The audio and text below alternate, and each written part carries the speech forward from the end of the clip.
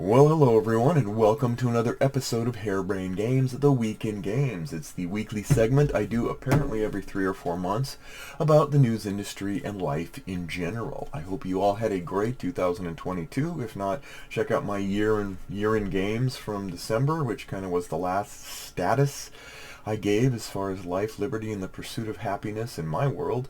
How are you all doing? It's almost the end of January, and Valentine's Day is coming.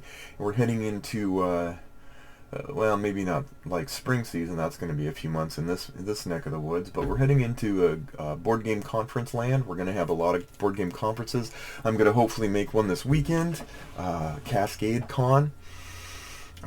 Really excited for that. If it, fingers crossed. Please let it work out. Later in February, I'm going to be going to Game On, which is very local to me. Excited to play some games that I've gotten recently that I've really become enamored with. And the other thing is I've discovered hockey. This is a nice respite. I've been to Kraken games, Seattle Kraken games, and that's something new that I've never even contemplated. And now that I understand the game and have a respect for it, I'm like, this is cool stuff. Yeah, football I loved, basketball, not professional, but basketball playing I love, but hockey is, wow, I'm impressed. So I'm impressed because every time I've gone, all 7 times that I've gone this season, they've won every time, and so I really appreciate them doing that for me. It just helps me get motivated to keep going to the games as I can. So anyway, let's get to the news.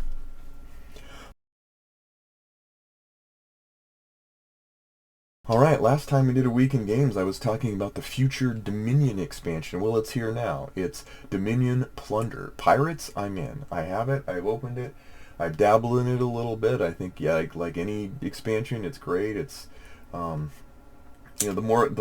expansions later on tend to be more complex than the earlier ones, and so I pretty much still just pull out regular dominions when I have friends over. But Pirates is still, I think, worthy of its calling. So, Frosthaven is purportedly shipping to people. Uh, I've heard a few things here and there. Let's hope that we get that soon so that we can all bask in the glory of this huge, what I hear is 30-pound box of goodness. So if it's like Gloomhaven and it's improved and polished, I think I'm going to like it. I think we're all going to like it. So, in other news though, they've also announced Gloomhaven RPG. I mean, they've got the video game Gloomhaven. They've got the board game. They might as well have an RPG too. So, and big exciting news. Nussfjord is doing a big box edition this year, and that is really exciting because Nussfjord was one of the Uwe Rosenberg games that I felt was smooth and delightful, and one of the funnest and quickest, but still like meaty solo games for that line. It's a fishing village, and it seems like a simple premise, but I have played that so many times. And now the big box is including all those elusive expansions that nobody was ever able to get because they were limited edition. Now we're going to get all that and more in Nussfjord. So I'm very much looking forward to that. And if you didn't manage to get a copy of it back in its day, definitely take advantage of it now. And finally, to take a darker turn, there is a shadow over Camelot. The great designer of Shadows over Camelot, Sergei Legat, has passed away. This is not news you never want to hear, but he was also involved with A Mystery of the Abbey and Cargo Noir from Days of Wonder and quite a few other things. So he is passed on, and we are saddened. So with that, let's get to my question of the week.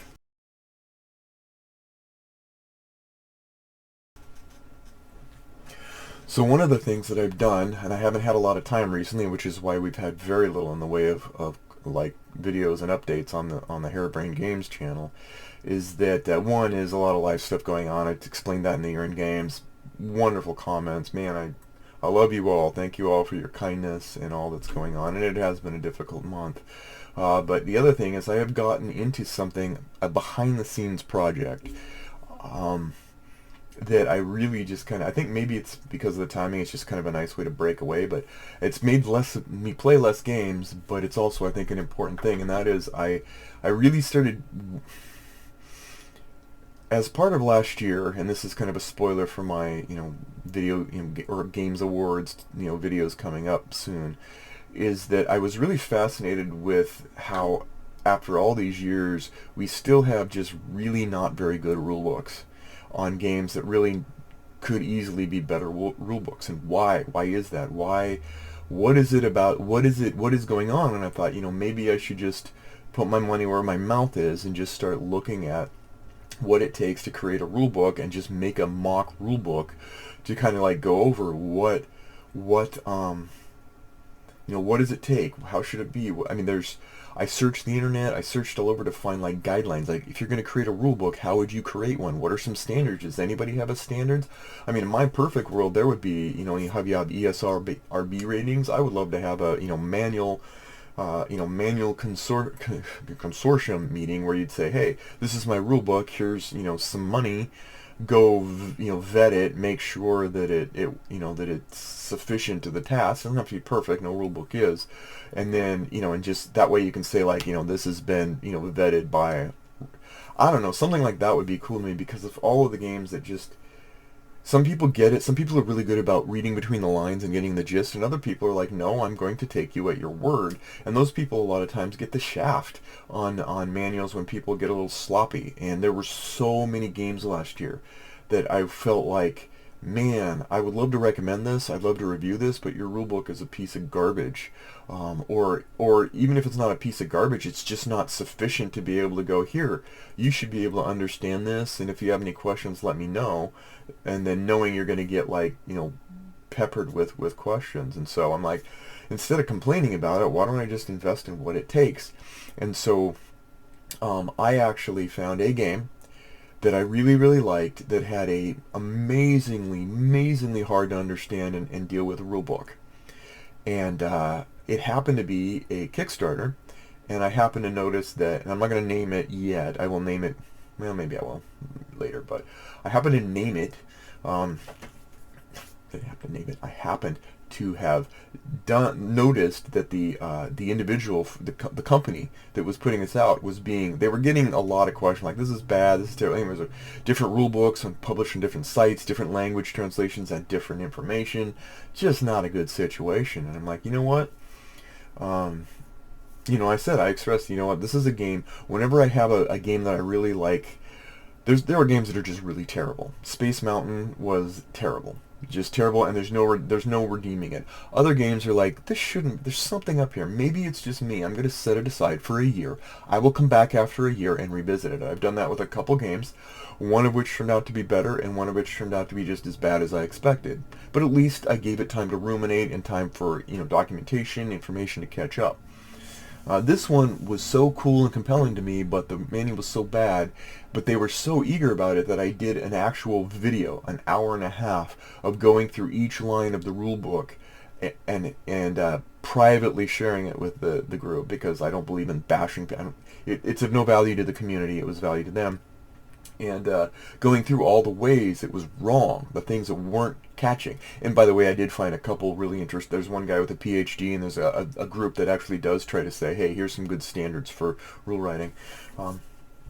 And the reception was amazing. They were so appreciative of, and it was harsh feedback. Like, it was really harsh feedback. Like, I'm a nice guy. I don't show the part where I'm like, I'm exasperated, this is senseless. And usually if I'm being harsh, it usually means because I care enough to be harsh. If I really don't think your game has any hope, I don't even bother with it. Like, who would? We've got a lot. This is a rich time for board gaming. But I was amazed at how much they took that, they ran with it, they made videos of this game. They made other videos, like a starting video. They made full playthroughs. They started rewriting the rulebook, which will be done in a couple weeks. They did an amazing job of responding to that and trying to make the game better. And you know what? That's all I can ask for. I don't ever ask for perfection. I'm not perfect, and I'm never going to expect other people to be anyway. But I did something too. I decided, you know what? I'm going to make a rules rewrite. I'm going to put my money where my mouth is, and I'm going to see if I can rewrite a rule book that's not very good into one that is good. And I'm about 3/4 of the way done with it. And then my hope is to be able to publish it. Man, this is the longest question of the week.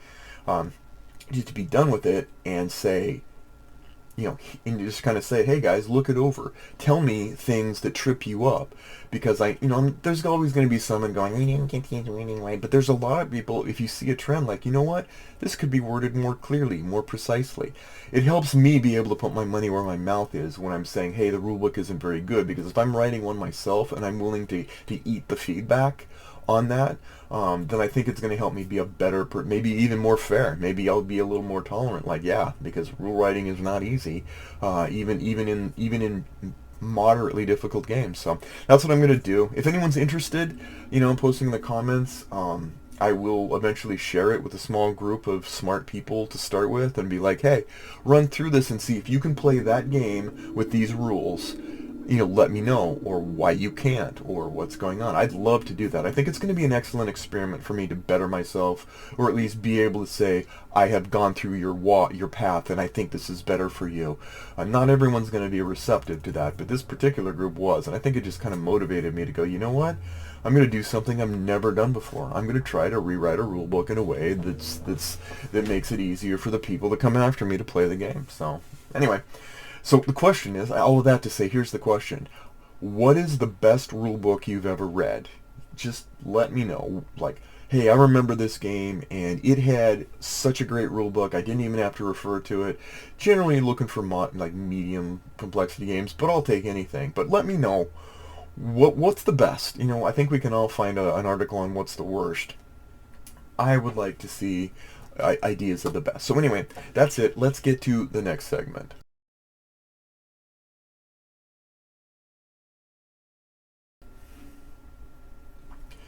So now we're going to get into the next segment, which is playing, reading, watching lately. What have I been playing lately? Not much. I think my last segment kind of explained why, but I have had a chance to play Downfall of Empires, a Kickstarter game that came out in a two-set, Downfall of Empires and Downfall of the Third Reich, that I've really liked, and I really like the designers. And then Lands of Galzer, which is a adventure storytelling game that might be actually one of the first storytelling games that doesn't have pretty much anything but storytelling, that I might not eventually not like. So far so good. And then Twilight Struggle Red Sea, which I played a lot of, and I think is fun little sort of younger brother to Twilight Struggle. What video games have I been playing? Well, thanks to a modding community that has grown over the last 11 years, I've gone back into Skyrim. I got Skyrim the board game, and I started setting it up, realizing I didn't have a lot I didn't remember a lot because I played it 11 years ago, and went back to it a couple times, but not. And so I'm like, I'm just going to go back and play a couple hours of Skyrim. But nope, the modding community messed that one up for me. They're like, hey, now we have like up-to-date modern graphics. We have so many quality of life improvements. Hey. So I've been back into that. I mean, again, I don't have a bunch of time. I'm like, a few hours into it, but I'm definitely hooked again. I'm definitely excited. So book-wise, I honestly haven't read much. I do my Bible study in the mornings. But beyond that, I just haven't. I got a brand new one, a really, really in-depth expository commentary, and so that's been, helps me a lot with that. But otherwise, I just haven't been reading a lot of books lately. And then finally, the new Vikings Valhalla came out, and I decided, same thing, like I didn't remember season 1, so I watched season 1, and now I'm going to start on season 2. Hopefully it's any good. But enough of that. Let's get to Tumbleweeds of Time.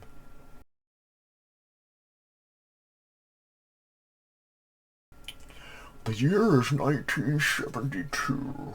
Famous birthdays. Shaquille O'Neal. Yeah, he's only 3 months younger than I am. And then he's richer and has more muscles. And speaking of muscles, The Rock was also born that year. So you rock, dude. Famous deaths. Harry Truman, the president who took over for Roosevelt and at the conclusion of World War II. And Jackie Robinson, famous baseball player, famous in many ways, and what an honorable guy. So